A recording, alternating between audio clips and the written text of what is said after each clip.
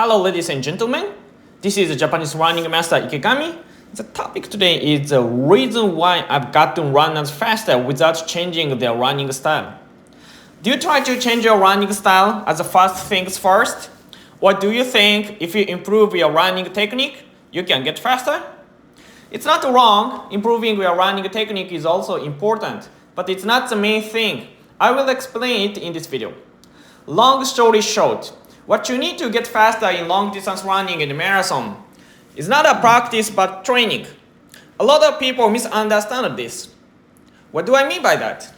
That means the most important thing is physiological change, especially physiological energy system. Most people think about the running technique. The reason is very simple. If you want to be a better baseball player, what do you do first? You go to a baseball team or school and learn the skill from coaches and other players by practicing, right? What about if you want to be a better basketball player? What are you going to do first? Again, you go to a local basketball team or school and learn the skill from coaches and other players by practicing, right? What about football? If you want to be a better football player, what are you going to do? You are going to go to a football team or school and learn the skill from coaches and other players by practicing, right? Yes, that's true. Nobody starts running first because he or she wants to be a better baseball player. Maybe later, they start running to improve their basic fitness level to get further improvements as a baseball player. But obviously, it's not the first things first. So, most people start learning the running technique first. But it's wrong. Yes, if you are a sprinter, you can get faster by improving the running technique. But it's not the first things first in long distance running and marathon. The two most important things in long distance running and marathon is first, to produce more energies with oxygen. We produce energy by catabolizing ATP into ADP. ATP stands for adenosine triphosphate and ADP stands for adenosine diphosphate. But here is the problem. This system lasts only a few minutes if we do not resynthesize ATP from ADP. And there are 4 ways to synthesize ATP. First, by using phosphocreatine. It's the fastest way to produce energy. That's why you want to use this energy system when you sprint, swing a bat, or have a shot put. But it lasts only 8 seconds and produces lactic acids and protons. Second, you can produce energy by using glycogen without oxygen. This is the second fastest energy system in our bodies. This energy system also produces lactic acids and protons. The problem of the first two energy systems is to decrease your pH level in the blood in active muscles. Active muscles are muscles which you use during running. As you might know, there is the optimum pH and temperature in our bodies. All enzymes work the best at the optimum temperature and pH level. And we need enzymes for all chemical actions in our bodies. Without enzymes, we cannot produce any energies. So we all literally die sooner or later. I'll give you an example. No one can run faster in the summer than that person runs in the winter. The winner's time in the Olympic Games and World Championships is much slower than the winning time in the Berlin Marathon because of the temperature. If you are a runner, you should know that already based on your experience, right? You cannot run fast in the summer. Usually, it is impossible to make a 5,000 meter personal best time if it's over 30 degrees in Celsius, 86 degrees in Fahrenheit. If you do it, you could run much faster in the winter. The reason is very simple. Your body gets overheat and that inhibits enzymes which produce energy in your body. Exactly speaking, you produce less energy on time. The speed is very important in long distance running and marathon. Many people only care about how many stored glycogens they have in your body, but actually it's not the most important thing. The most important thing is how much energy you can produce on time. Because our body has much energy already, you can run 100 miles without having foods. On the other hand, if you produce less energy on time, you are forced to run slower, even in an 800-meter race. So, the speed is very important.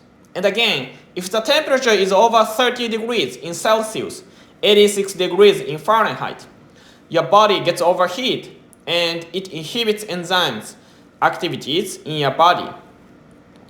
That's why now you can produce less energy on time and you are forced to run slower. And the same thing happens to you if you have too many lactic acids and protons in your blood. In this case, your body temperature does not change, but pH level in your blood in the active muscles goes down and it gets out of the optimum level. It inhibits enzymes which are for producing energy and that forces you to slow down. The energy system, which produces energy with phosphocreatine and glycogen without oxygen, is called the anaerobic metabolism. With the anaerobic metabolism, you can run faster in relatively short distance because these energy systems are the fastest energy system and the second fastest energy system in our bodies. On the other hand, you cannot keep the fast pace in longer distance events because the anaerobic metabolism produces a lot of protons and lactic acids. These inhibit your metabolism and sooner or later you need to get slower. And also, this is important once protons and lactic acids are accumulated in your active muscles too much. It is difficult to get rid of them. It's much easier to start running slowly to the extent that lactic acids and protons are not accumulated at all, and keep that pace to the goal. Have you ever seen someone goes out too fast like crazy and die to the end, and a lot of runners pass by him or her in the second half of the race? Yes, we always do. In every local event, we see at least one that kind of person. And sometimes we do not realize that guy is crazy because everybody goes out too fast like crazy. At least in Japan, it is very typical in junior high school track and field events or ekiden races. They very often go out too fast and completely die to the end.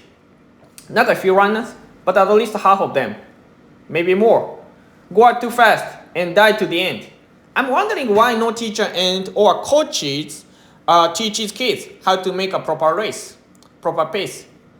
I don't know why. Most teachers and coaches just push them and call it a challenge. I'm not sure this is because Japan is a country of kamikaze attack and banzai attack or not. But even though I was born in a nation of kamikaze attack, my physiological system is completely same with Americans and Kenyans. There's no difference. So if I go out too fast, I get forced to get dramatically slower in the second half of the race because too many lactic acids and protons get accumulated in the active muscles, and that inhibits the energy production on time. Then what can we do?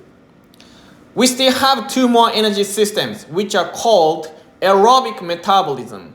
With aerobic metabolism, we always use oxygen as firewood. So this is the third energy system. We produce energy with oxygen and glycogen. And the fourth energy system uses oxygen and fatty acids. The third energy system works faster, but the problem is that glycogen is much less stored than fatty acids in the body. This is going to be a problem when we run marathon because once glycogen is depleted, we are forced to rely on the fourth energy system, which uses fatty acids and oxygen. And this energy system works slower than the energy system which uses glycogen and oxygen. So we get forced to get slower. I also experienced this in a race. I ran the Vienna City Marathon in 2019. I aimed running under 210. I was very confident to run under 210 and always kept about 304 per K pace to the 30K point. And then I started struggling from 30K to 35K, was 1640, which is 320 per K pace. And then from 35K to 40K was 1820. I thought it was better to stop running so many times I almost dropped out. But finally I reached at the goal line with the time of 2:15:23. I still don't know how I reached at the goal line. Anyway, the difference between the aerobic glycogen system and the aerobic fatty acid system is going to be a big problem in marathon. Only in marathon, from 800 meter to the half marathon, it doesn't matter. You have enough glycogens anyway. The most important thing is that with aerobic energy system, lactic acids and protons do not get accumulated in the active muscles. That's why we can keep running fast without getting slower. So, the most important thing in training is improving aerobic metabolism, which means you are able to produce more energies with oxygen and without lactic acids and protons. This is the most important thing. And if you run marathon, also it's important to improve your aerobic fatty acid system. The faster your aerobic fatty acid system works, the more glycogens you have after the 30K point. And with that energy, you can run faster in the last 10K of the marathon race. Many people believe that glycogens are depleted after 30K point unconditionally, but it's not true. The truth is that your glycogens get depleted if you start out too fast for your aerobic fatty acid system. If you go out too fast for your aerobic fatty acid system, you need to rely on your aerobic glycogen system too much already in the first half of the race. That means you spend too much glycogen in the first half, and that's why you don't have enough glycogen in the second half of the race. Just like if you spend too much money in the first half of the month, and you do not have enough money in the second half of the month anymore. That's it. And the second most important factor in middle and long distance training, in the marathon training, is to get your legs tougher. That means your muscles have endurance and power.